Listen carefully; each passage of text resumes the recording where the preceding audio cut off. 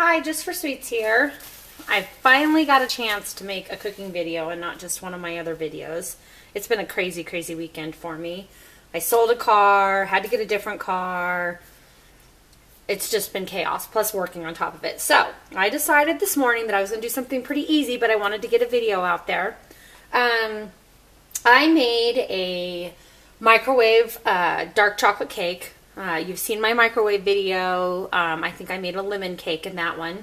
So this morning I whipped together a chocolate cake to demonstrate. I'm sorry, I can't even talk. To demonstrate my dark chocolate cream cheese frosting that I'm going to put on top of it. My sister's in town and she loves chocolate cake, so we are making this chocolate cake for her. Hopefully I'll get to see her tonight so that she can have a bite of it. But every time she's in town, she wants chocolate cake. So I made a really easy one.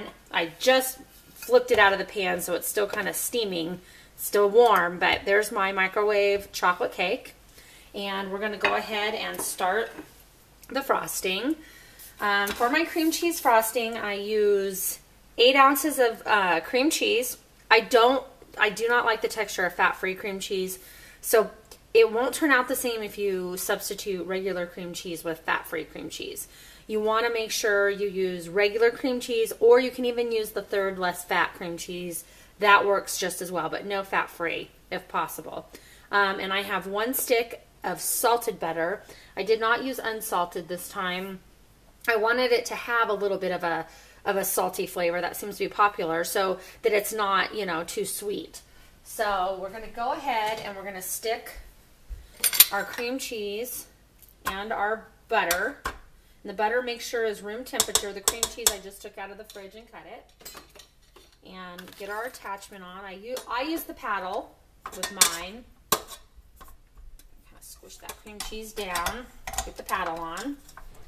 The first thing I do is whip on a slow speed, because if you go too fast, I feel like my bowl falls off. So we're going to go ahead and get it going slowly.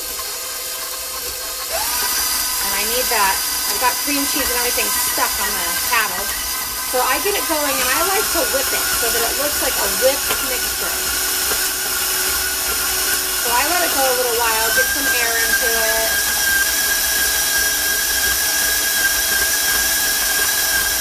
This is a really easy frosting, but it's a really great frosting.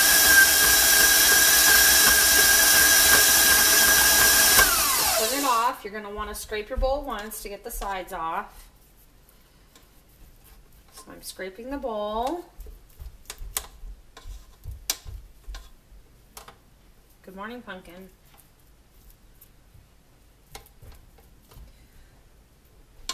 Okay. And we're going to go ahead and whip it some more.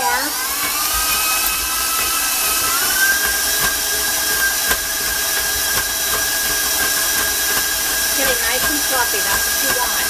You want to make sure that cream cheese is all broken up and whipped together nicely. The one thing I hate is when I have my frosting in a piping bag and I go to pipe it out and those big chunks of cream cheese that have not been whipped.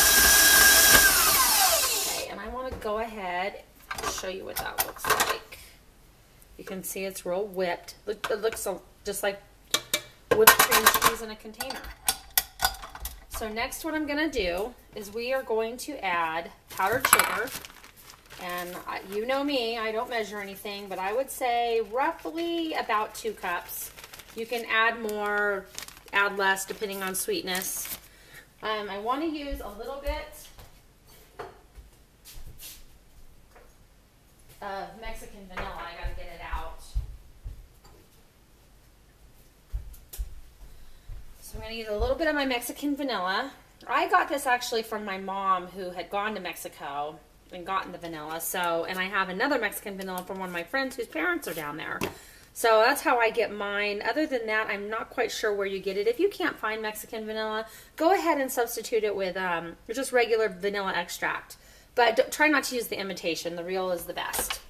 So I added some powdered sugar, the Mexican vanilla, and a little bit more powdered sugar. And then you're going to want to use a really good cocoa.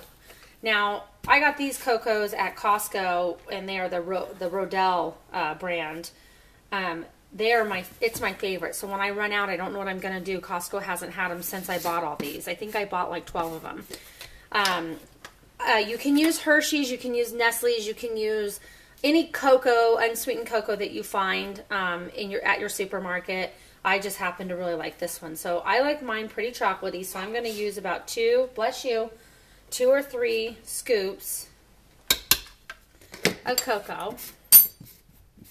I use 3 heaping tablespoons. And then I'm going to add heavy whipping cream and turn this on low to start incorporating everything. Now normally I add probably about a tablespoon to 2 tablespoons of whipping cream.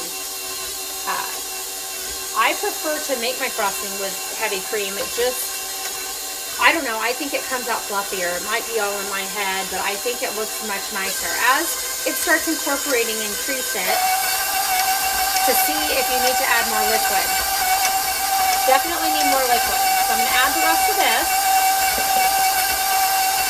Keep going with that. And then, because I don't like to waste, my grandson was here and had chocolate milk the other night. And we poured it into a cup, obviously, but this is what we had left over.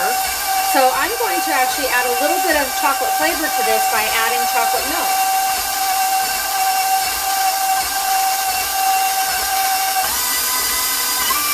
Like I say, we don't waste. We try not to waste anyway. I had to throw away bread this morning that we didn't eat, and it saddened me. Bread and bagels, because I don't like to waste. But I didn't know what to do with molded bread, so it got wasted, which is not good.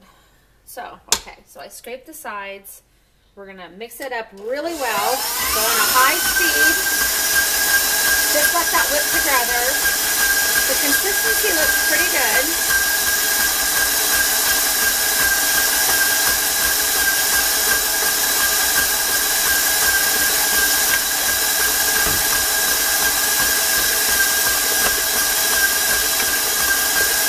Starts looking light and airy. That's how you know that it's getting to the point that you really like it. Okay, so I'm going to go ahead, scrape. It's really soft, airy. See how light and fluffy it is? It's not like super, super dense. So I'm going to go ahead and taste it. See if we need to add anything, more sugar or more chocolate. It looks pretty chocolatey though. Nope. That's perfect. That's really good. Very silky. So let's whip that for another second here to incorporate what we scraped.